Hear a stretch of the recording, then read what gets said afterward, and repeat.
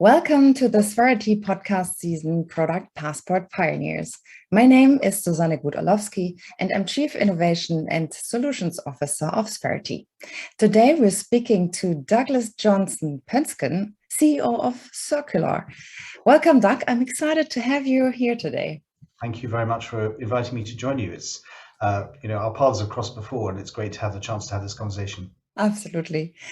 As you probably already know, in this season, we're talking to the people that will have a personal impact on the success of the digital product passport. And Circulor, the company you're heading, is helping companies to get data out of their supply chain. And that's what we need, right, for the battery passport in particular. And this is why we thought it would bring wonderful insights to talk with you about this. But before we start, Doug, let the listener get to know you a little bit better. Where did your motivation come from to head such a company, and what did you do before that? Yeah, thank you. So I'm an oldie with a some more traditional corporate background rather than sort of the startup space. My career has been predominantly in enterprise technology after a degree in engineering. And in 2010, I was running British Telecom's global defense and security business, and my cryptographers were getting super excited about this thing called Bitcoin, which obviously in 2010 only the most dedicated folks in the cryptography space really knew about. Now, some of those guys obviously have now retired and run surf shacks and bars on beautiful beaches because they bought Bitcoin. Whereas, of course, I went, well, that's an interesting technology. I wonder where that may have some value. Mm-hmm. And I couldn't really get rid of that thought. And in sort of 2017, early 2017, I spent some time kicking around ideas and thought, where can I find a problem of scale where distributed trust might make a difference? Mm-hmm. And fast forward today, supply chains are notoriously opaque. And there are all sorts of challenges in supply chains around both responsible sourcing. Where's my stuff come from? Do I have child labor in my supply chain? Are we creating environmental damage in the production of the ingredients consumed in my products? And of course, increasingly, what are the inherited emissions that are coming to me as a downstream manufacturer from my supply chain? Let me illustrate that with a real example that I think will mean something to all of us.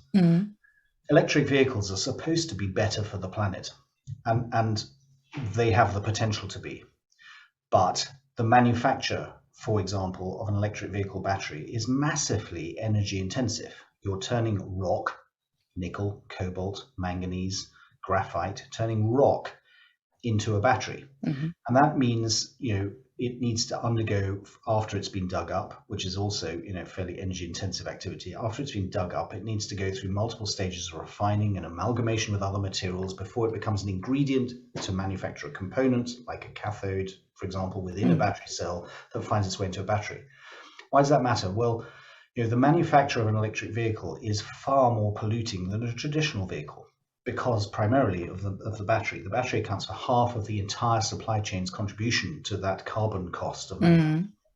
And if you're not doing it with renewable energy, then you're actually making the climate crisis worse, not better, even though the electric vehicle is supposed to be better.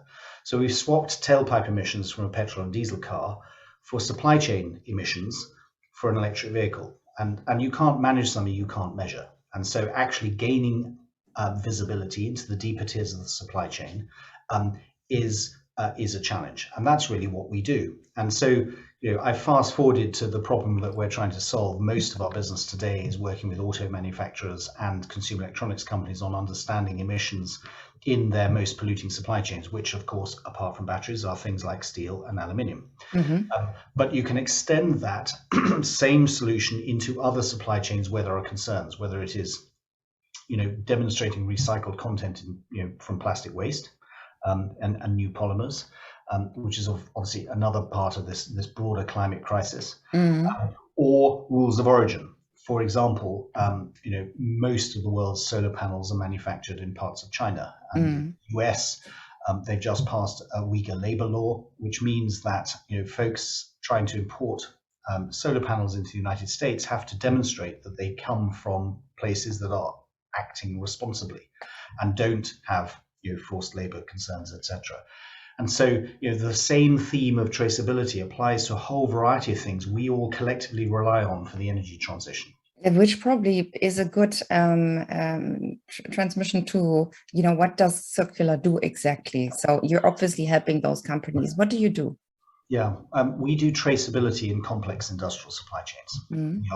We're following the flow of materials through these supply chains and attributing a slice, for example, of carbon emissions to that flow of materials. And what you end up with at the downstream, and I'll make the connection to a product passport in a second, what you end up with at the downstream is not only a picture of which actors were involved, and therefore are they responsible sources of either raw material or have decent working practices in the midstream, but also what is the carbon footprint of the EV battery when it gets to the car. Why? Well, the battery regulations, of course, require you to understand not only what the carbon footprint is of the manufacture of that battery, but also what the levels of recycled content of materials like nickel in it are. And of course, the intention is to reduce the carbon footprint of those batteries and increase the level of recycled content over time. And so there's a strong regulatory requirement now, but actually there's another side to this, which of course is that making the energy transition actually better for the planet rather than worse. So that means you're mainly working with mobility companies, or is there also other product segments that you're looking into? Mobility, particularly batteries, is our bridgehead market. You've got to start somewhere. You've got to demonstrate that you can apply a new technology platform to a specific problem at scale and that it works. And then you move into adjacencies. So the adjacencies that we're already working in are construction, for example, and I mentioned solar panels. Why construction? Green steel, green cement. You can't make cement without heating up limestone a lot. And by limestone, when you heat it up, you drive off the CO2. Now, if you're not capturing that CO2, it's just getting pumped into the atmosphere. So that's why green steel and green cement is very important as part of this whole journey as well. So construction, things like solar panels, green steel is just as relevant, for example, to onshore and offshore wind as well. There's no point building a wind farm with unsustainably produced steel, 10 years of operating it to generate renewable energy to repay the cost of building it in the first place. So most of society's debate about sustainability is quite superficial, and we're trying to we're trying to shine a light on some of these the fundamental difficult challenges that are necessary to make the energy transition actually worthwhile.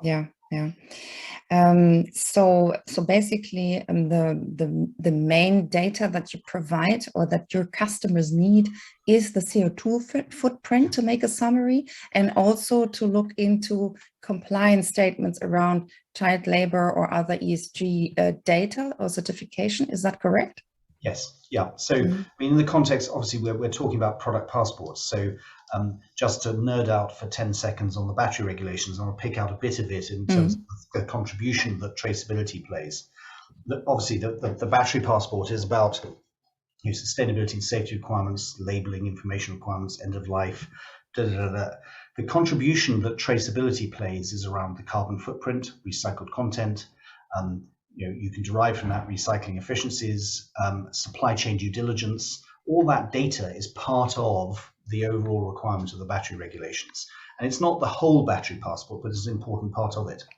About 2 weeks ago, the German government announced the launch of a project called Battery Pass, which is a collaboration by a variety of German industrial players to create the first attempt at a sort of a battery passport demonstrators. The first time a government's tried to do this. We're the technology workstream lead within that project, which includes BMW and Audi and BASF and Umicore and Akatech and other others, as well as the Fraunhofer Institute, world-renowned research institute, trying to grapple with how disparate bits of the solution can be brought together into a whole solution. That will be the first example that I'm aware of a real product passport that covers the full life cycle, not just the primary supply of raw materials, but it's in life and also then its second life and recycling, It's a sizable undertaking over the next few years to try and do that, but it'll be a blueprint, hopefully, that is relevant to other product passports. Yeah. Learn the lesson with the high value, high risk ones like batteries, and then you start to apply it to other things. Yes, and speaking of other things, I mean, the eco-design regulation for sustainable products also announced that they will be doing something around buildings, which makes sense because it has a high circularity potential, as you already said, and therefore it's really important to also look into buildings and what they consume with regards to circularity aspects. So you make a really important point there. The vast majority of buildings eventually end up in landfill. And one of the reasons for that is that actually we don't know what went into them. Mm-hmm. Just imagine the humble floor tile that you'll find on the floor of every office. That was put there 20 years ago. We have no idea what the ingredients of that floor tile are. We don't know what the adhesive was used to stick it to the floor. We don't know if whether we lift it, we can put it through a macerator without gumming it up with glue. And even if we macerate it, what can we do with it other than potentially use it in, I don't know, tarmac, for example. Yeah. And there's a common problem with downcycling. This happens a lot with aluminium at the moment. High value engineering alloys are often downcycled, not just in the auto industry, but also other industries, because we don't actually understand precisely what's in this alloy, and therefore it can't be recycled into a similar use. And if we're constantly downcycling everything into drinks cans, that's not necessarily good for circularity either. So that's a really good example that you bring there. You already mentioned the Battery Pass project, which, by the way, we're also becoming associated partner officially. I think behind the scenes, it's already a bit longer, but we will be helping you on that project, Doug, and I'm looking forward to working with you there. Yeah. But there's also other initiatives, the Global Battery Alliance, for example. You also engaged there. Tell us a little bit what you bring to the Global Battery Alliance and what you think the Global Battery Alliance should give you. Yeah. Obviously, big societal problems like this attract attention from multiple players, and solving these sorts of problems are, multi-participant efforts. So, the Global Battery Alliance is an example. Cartena-X, the German Auto Data Alliance, is another. And each of them is trying to move the debate forward. Now, the Global Battery Alliance has traditionally, described itself as a standards setter, and is now experimenting with the potential to encourage interoperability between competing technology solutions that might be necessary for a battery passport, and potentially plays a role as the convener of that kind of collaboration if people are actually willing to collaborate. Yeah. And where we are in the maturity at the moment of the evolution of things like battery passports, you're still very much in the high cost innovation phase. And so there's I sense a certain nervousness between different participants to meaningfully engage in collaboration, which is perhaps sometimes easier in more mature industries where we're very clear on what is the secret source and what is not the secret source, and what should be open source and publicly available information, for example, on the safety of a second-hand car, and what isn't, what is proprietary, and inevitably, with earlier stage innovations, sometimes that's not clear. It's interesting that you say that, because we don't really actually know from the regulation yet who should have access to what information of the product passport also. Yep. I mean, even if you're collecting a product pass of a battery, then who gets to see it? It's probably only the ministry, but what is public from this information, what is not? It's not fully defined yet. I think we're waiting for more details also to be defined by the European Union, but it's also, one of the important aspects, and also, as you say, it forms a little bit the difficulty of working together in an industry, and coming to this a little bit later with the technology, the technological possibilities that we try to bring in, with self-sovereign data management, so that you can address exactly that point, Yes, yeah, very good point. I mean, the battery regulations require a sort of a European management system. And I can see some things that probably should be available, if not on the internet, nevertheless available to others. If you're going to have a meaningful market for the second life of EV batteries, for example, then you need to understand not only where they are, but also who owns them and what their state of health is. Yeah. Because actually, if it's unsafe, you clearly shouldn't put it into any second life use. It should be recycled. Yes. Now, from an environmental perspective, it actually makes sense for a battery to find its way into a second life before it is recycled, except, of course, with a growing demand for electric vehicles and a sort of a global arms race for the raw materials. You can imagine the tension between what might be good for the environment and what actually would enable the next generation of EVs to be manufactured. I think what the GBA has done well is shine a light on the importance of batteries to the energy transition and to bring together a coalition of industry participants in a collective effort to try and start to describe intent. And I think that has value. The question, of course, is how does the GBA's role evolve over time so that it remains relevant and is a useful convener of such a broad coalition of industry participants in something that's starting to become core to many people's businesses, which when the GBA was formed wasn't yet the case. Yes, but we see from the products that we have live in the US market, for example, in the pharmacy industry, that an industry forum is badly needed, because you have to agree on certain standards to describe certain data, and you have to agree on what certifications actually are meaningful, which are high value, which are not. So you need this, and I think that's still what the GBA needs to find for themselves, what their role is, what exactly they need to define. But I think it's super important that the industry comes together here. Yeah. So I completely agree. Completely agree. Sorry, I was just agreeing. No, that's fine. What do you think of the general concept of the digital product passport? Do you think it really has the potential that the European Commission tries it to be, that it solves a lot of issues that we have with the circularity, sustainability, and so forth? So the short answer to the question is yes, I think it has value.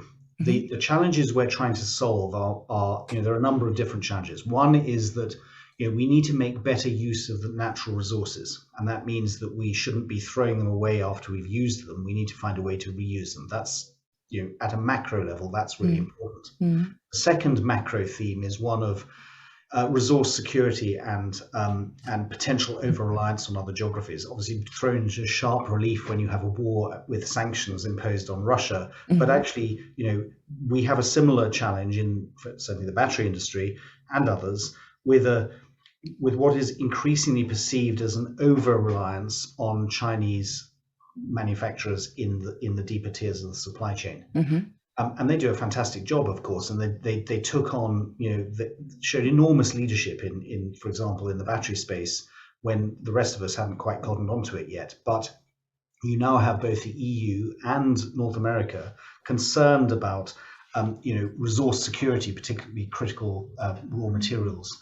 Quite obvious problem, yes. Exactly. Biden signed an executive order about it. It was one of the first things he did when he came into office. And underpinning the battery regulations and the need to recycle more locally are sustainability questions, but also questions of resource security. And then more broadly, the issue of, how do we get more life out of raw materials, whether they are, the raw materials that find their way into plastic. I mean, plastic is a very useful thing. It may not be the answer to everything, but I can't imagine buying my fish in the supermarket in a glass tray. So plastic has value used in the right context, and we need to find a way to reuse it lots of times efficiently. Yes.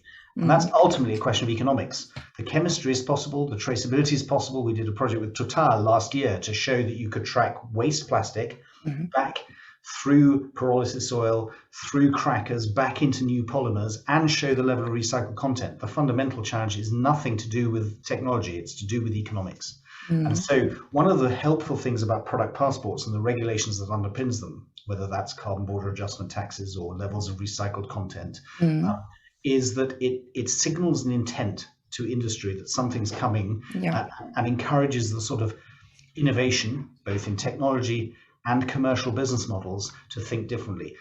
Many large corporations are now talking about circular economy business models. There aren't many out there, but we're thinking about it. That's a great start. And also, I mean, you need the data to then start and measure and, take the right measures. I think that's also an intent that they have, because today you don't really know how to steer the industry, but if you have data, then obviously you can make better decisions also from the regulator side. Can't manage something you can't measure. Totally agree. Yes, I also like this one a lot. So that we're coming from the decentralized technologies, more concrete, the decentralized identifiers.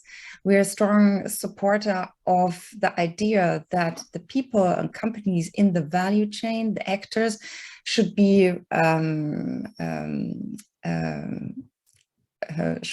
responsible. That's what I was looking for. Responsible for the data they provide to the supply chain themselves, should be able to manage them themselves, and also should be able to control access to it. That's the promise kind of we make with our decentralized identity technology. How does that fit? How that fit to the technology you already have today? And what do you think, can those promises, how can they be accomplished? Is that something that fits together? Totally. What do you think about it? Totally. So we have a distributed ledger, or blockchain for most people, as an underpinning of our platform. Why? Because supply chains are distributed networks of actors in different geographies of different sizes, and supply chain fraud is as old as mankind. And so actually finding ways to build trust in these very distributed networks is important, particularly when you're relying on data, which is of course what we talked about a second ago. So we're on exactly the same, we're sisters on the same journey. There are systems that use the supply chain to, put some data on the supply chain, on the blockchain, to make it there immutable and open to everyone. I think there are different concepts also how the blockchain is used. How we use it is more to anchor, the identities on a blockchain, or not even need a blockchain for that. Yeah, we can also anchor identities, for example, on a web domain, for example, or somewhere else. So I think we also need to talk about how we use blockchain in the supply chain, and if we really put data about the supply chain on the blockchain, or if we make it as accessible and more trusted through decentralized identities. I think that's something that we need to look at. Do you have an opinion on this? So for the first thing to say is that if you look at a global supply chain, there is no central authority that could somehow host the a blob of data that everyone would trust. There's no United Nations Authority of Supply Chain Data, and so it lends itself to a distributed solution.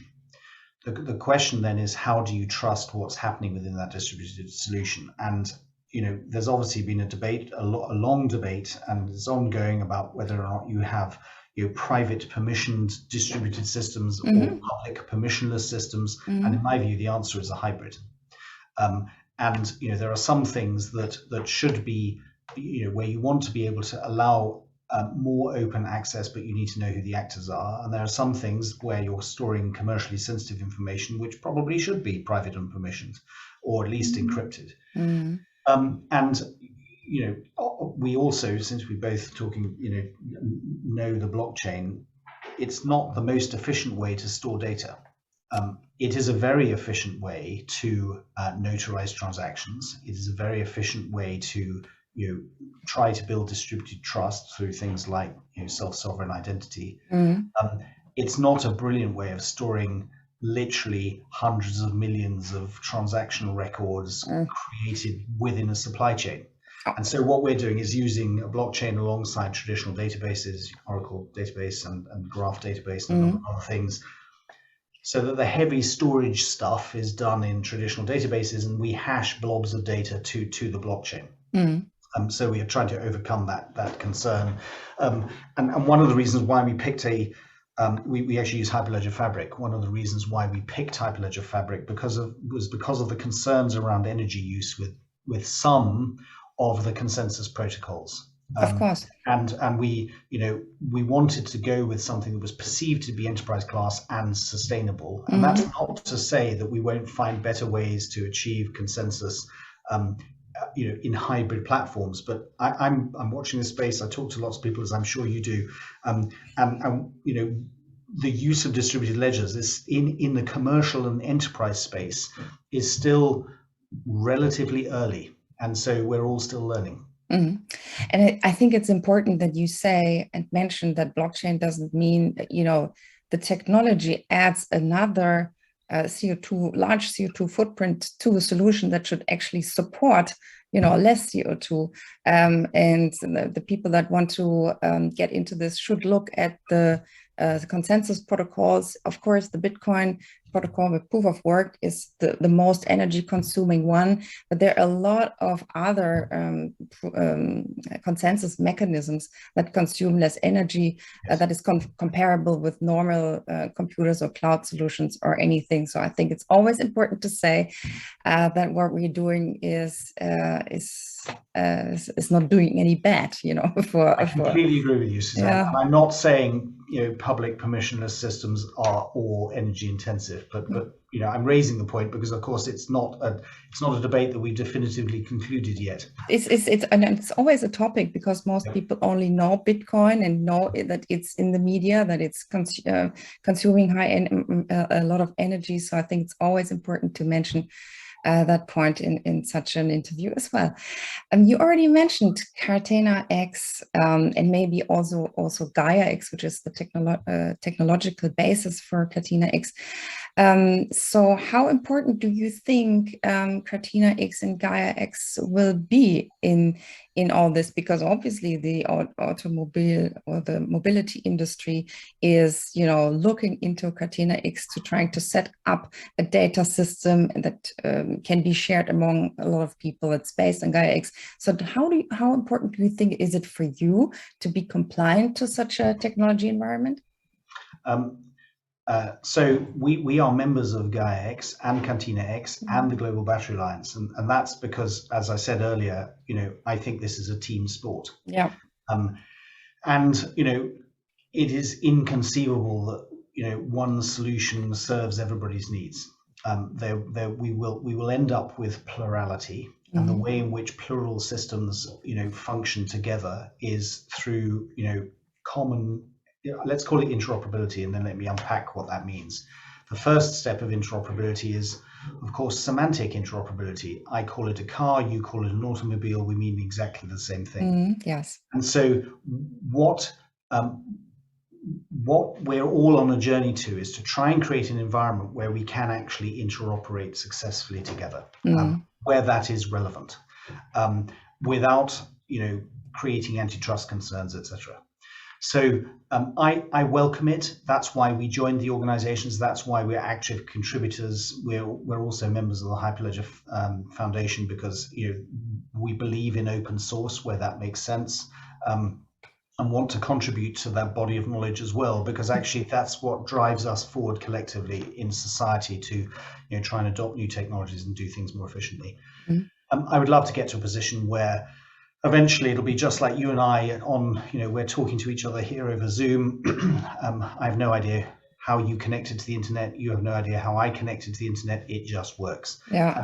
We would love to get to a position eventually where the digitization of deeper tiers of the supply chain is normal, and it just works. Now, clearly, there's a journey to get there. And just like the early days of the mobile phone where you joined a network and that was it. Oh, yes. Then they could start talking to each other and things got easier. We're on a journey. Okay. So obviously in 2026, the battery passport is mandatory for every battery over 2 kilowatt hours.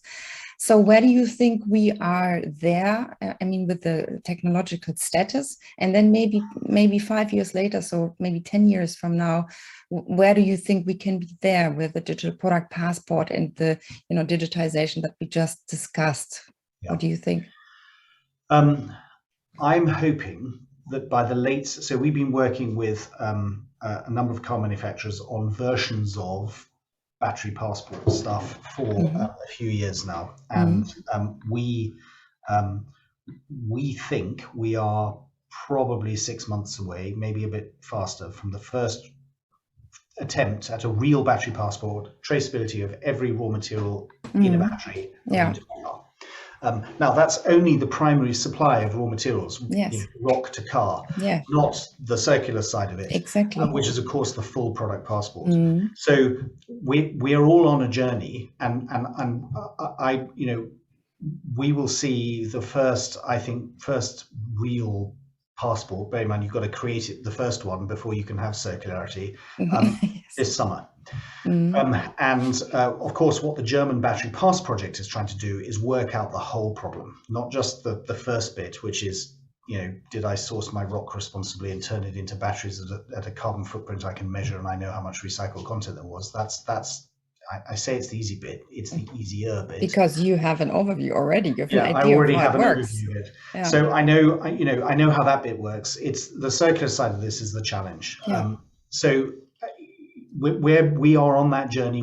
I don't just mean we Circular, but we society are getting closer and closer to understanding that it is possible to gain this level of visibility. It is possible to attribute a slice of carbon footprint to that flow of materials. It is possible to measure in near real time at each step what level of recycled content is part of the production, so that when you show me two batteries, I can tell you that this one's got this carbon footprint and this level of recycled content versus this one, even though they're in every other sense identical. And that's a big step forward. The next step is to figure out, at the end of its first life in this vehicle, what do we do with it? What needs to be public? What should remain private?